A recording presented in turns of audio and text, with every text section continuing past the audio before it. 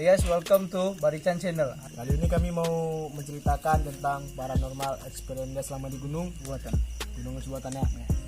Berarti pas mendaki itu tahun berapa? 2019 akhir lah. Kira-kira bulan 11 lah. Selama mendaki sebuatan itu pengalaman apa yang pernah ceritakan?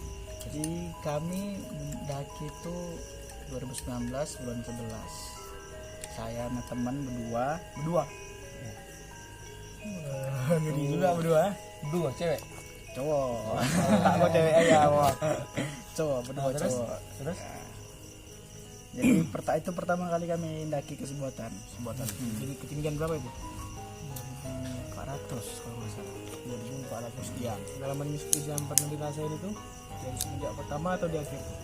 Dari pertama sampai terakhir bang. Jadi kami berangkat dari Medan, dari kota Medan itu ya, pukul 9 lah, 9 malam. Kan biasa tuh kalau orang Medan pasti berhenti di penatapan kan, ngopi-ngopi, makan, Ngatin badan ya? ngatin badan. Sampai ke posnya itu pukul setengah 2 malam. Setengah 2 malam tuh di pos 1. Enggak, di Pos utama. penitipan Simaksi motor. sini ada lang. Simaksinya. Situ pukul setengah 2 malam. Nah itu dari tinggi itu bang udah nyasar kan bang. Pertama ya. Karena kalau kita posisikan di sinilah pos simaksinya itu, tapi kami nggak nampak, kami kan naik kereta berdua kan, naik motor berdua, kami jalan terus nih, nggak nampak posnya di sebelah kiri. Kami naik itu via Pancur Batu, nama desa desa Pancur Batu. Kalau nggak salah itu ada 2 jalur ke sebuatan itu. Ya, satu lagi Magalingga bang. Nagalingga, satu Pancur Batu. Ya, Cuma berdua. Terus ya udah, kami tapi nggak nampak tuh pos simaksinya di sebelah kiri. Pas pergi tuh kami lurus saja sampai dapet pintu rimba, baru kami sadar itu pintu rimba dan nggak bisa lewat lagi. Ada kan kalau udah masuk pintu rimba itu kan udah trekking ya kan, udah naik ke atas jalannya. Habis itu kami putar balik, barulah ada warga setempat bilang ini posnya katanya. Udah kami masuk ke pos, istirahat, tentang tenda, tentang kopi, tidur. Rencananya mau nanjak itu pukul 8 atau pukul 9 pagi. Mulai startnya. Rupanya ketiduran. Terus berarti kalau di gunung itu anak gunung, kalau kalian itu anak gunung, pendakian pagi itu hanya mitos. Iya, pendakian pagi. Anda situ hanya mitos aja anak gunung. Kan pasti ngerasain. Kami bangun jam 9, udah nggak sesuai jadwal nih. Karena buat kopi juga, makan semua, packing, selesai lah jam setengah 11 kami mau mendaki, dan petugas bilang cuman kami lah pendaki terakhir di hari itu.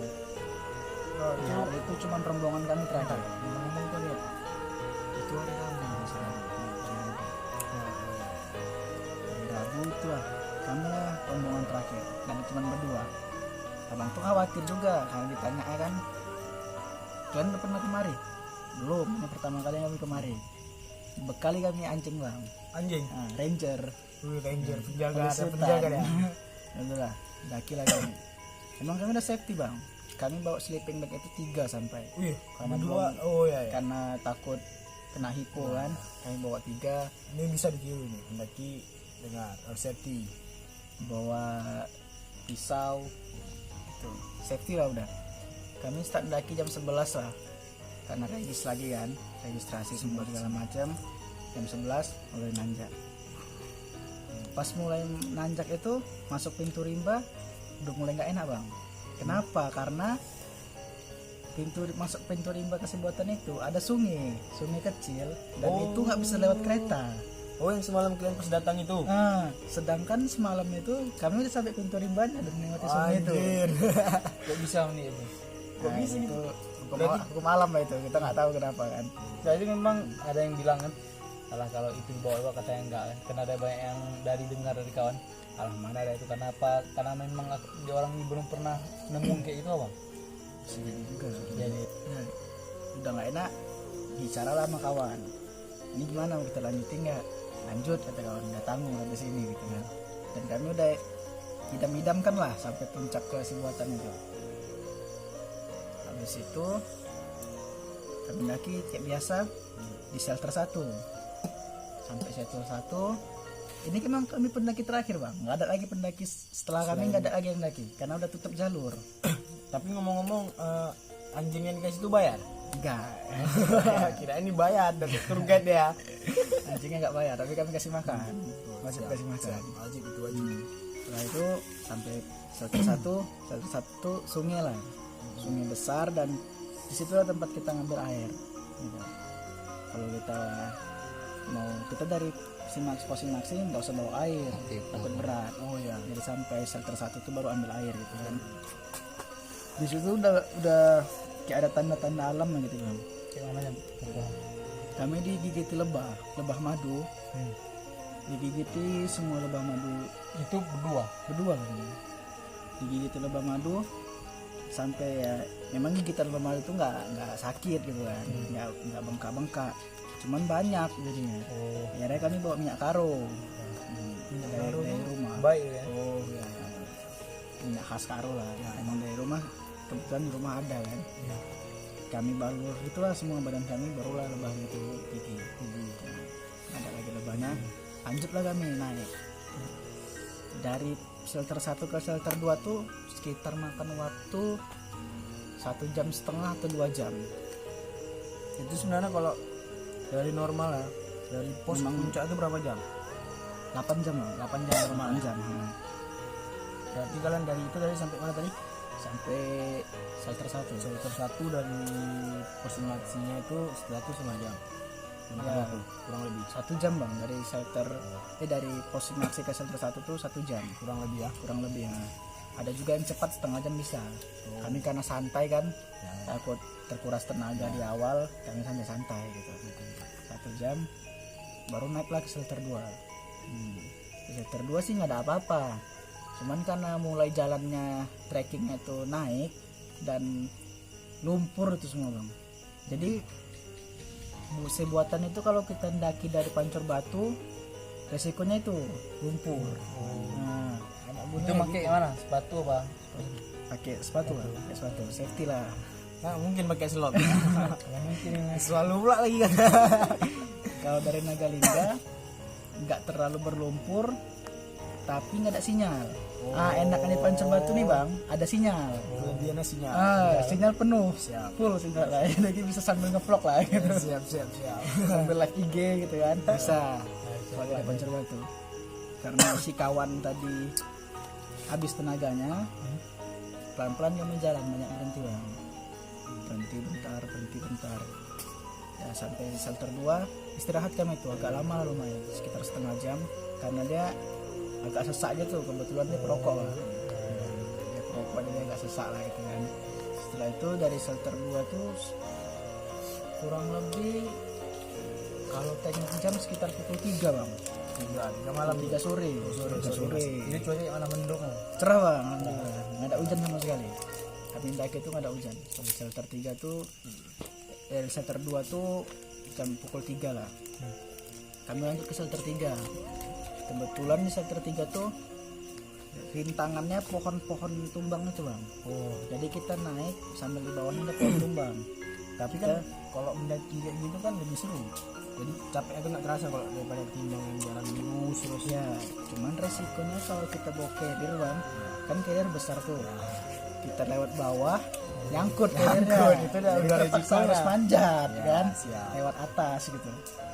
Ya udah, lewat atas banyak berhenti tuh.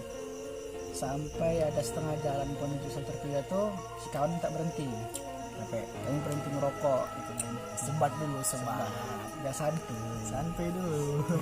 Terus kami merokok di situ, cuman mungkin entah itu bayangan mata saya atau apa nggak tahu, kami depan-depanan lagi nih, saya di sini, si kawan tuh di sini depan saya. Tiba-tiba saya nampak kayak ada yang lewat hitam gitu. Pas di tengah kan. Enggak, di belakang. Oh, di belakang ya. Iya. Saya pikir mungkin tupai atau hewan lah gitu. Nah, saya nggak pikir. Udah selesai merokok, lanjutlah kami ke shelter 3. di situ pukulnya udah setengah 6 sore tuh bang, udah hampir mau maghrib. Dan si kawan bilang dia nggak mau nanjak malam, nggak mau nanjak malam dia. Lebih bagus sih karena kan kalian baru pertama ya. Ya betul.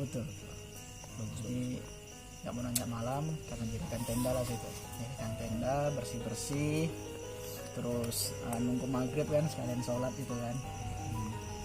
Makan pas lagi masak itu dia tiba-tiba kan lagi masak nih bang, di luar tiba-tiba nengok gini gitu.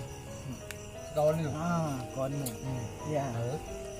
Saya tanya lah kenapa gitu kan, dia nggak bilang apa-apa, cuma nggak apa-apa katanya. Habis itu memang di satu perasaannya emang gak enak ya? belum bang, belum ada apa-apa karena mungkin kan biasa lah kita nengok entah daun jatuh atau apa kan langsung refleks gitu kan. Patok dia. Sekali lagi ditengoknya juga lagi gitu, tapi ke arah yang berbeda. Ke kiri dia nengoknya, pertama dia ke kanan, kedua ke kiri. Terus dia bilang deh kayak ada yang lewat gitu. Udah nggak apa-apa gitu. Biasa namanya di hutan ya kan kita tamu, udah sebagai tamu gitu kan. Nah, bisa kami makan bersih-bersih. Niatnya mau sholat lah nih ceritanya. Niatnya mau sholat maghrib harus. Harus kalau pendaki dari Aceh atau dari Sumatera itu harus wajiban. Nah, terus ya, kami mau sholat maghrib, udah selesai makan semua. Dan kami bentanglah sejadah di situ, sana masuk maghrib kan. Udah gitu, masuklah kami ke tenda mau tidur. Rupanya ya karena keseruan main HP dan sinyal ada, serah main HP, gak tidur jadinya bang. Berarti sendiri tuh jaga malam. Ya si kawannya tidur. Sudah tidur. Habis sholat itu sekarang langsung tidur. Saya belum tidur. Jam 9 lah itu, jam 9 malam. Saya kayak dengar suara langkah lah. Tapi cepat, kayak orang lari. Itu suara dengar itu suara langkah kaki manusia binatang. Mungkin maksud saya itu binatang lah. Karena lari kan. Ya mungkin juga manusia lari. Gitu. Lagian Tapi kan sebelum itu bang, kalau manusia kan nggak mungkin. Sedangkan kalian bilang hari itu kalian cuma berdua. kami belum kepikiran di situ bang. Belum kepikiran. Saya belum kepikiran di situ.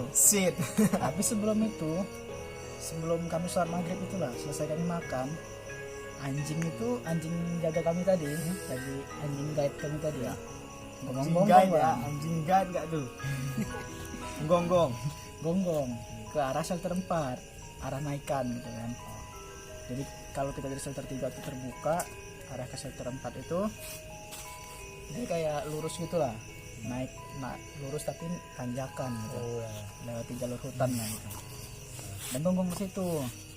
Kami udah curiga nih, apa yang gonggong dia. Saya tengok gitu kan. Ya sudah lari, ngejar. Terus abang nggak merokok? Enggak. Santai aja dulu. Mana? Tetap ada di situ nanti. Tahu bos. Terus. Kan? Dia ngejar. Tangan kau. Saya kira mikirnya babi hutan lah nih mungkin naik kejarnya. Binatang ya kan. Karena kan udah naluri anjing kalau nampak hewan atau apa pasti ngejar gitu kan. Saya kira babi hutan lah. Sholat masuk kami itulah jam 9 itu lah. Lanjut cerita tadi ya. Jam 9 itu dengar saya suara langkah kaki. Sekawannya tidur. Habis itu saya kan belum tidur nih ya. Sampai jam 11 dengar juga suara langkah kaki tapi pelan. Suara langkah tapi pelan. Saya kira itu pendaki bang awalnya bang. Saya bangun nih kawan. Itu pendaki lain. Dia bangun tapi dia dengan suara lembut tuh ya. Kayak mana itu lah? Kan saya bangun ya. Bangun tuh ada pendaki bang. Bukan. Takut ya ada. Bukan gitu kan. Kok kenapa? Bingung saya kan. Jelas saya suaranya keras tiba-tiba lembut gitu. Kenapa kau saya bilang? Teh. Aja gitu kan. Itu posisinya dia takut apa memang ringan tuh itu? Mungkin takut ya Pak. Takut. Terus kan posisi dia udah tidur itu tadi. Itulah saya bisik-bisik sama dia. Dia nggak tidur juga bang. Tapi dia nggak bisa ngapa-ngapain. Dia bilang mati lah istilahnya. Iya. Mau mati tapi sadar ya. Kan?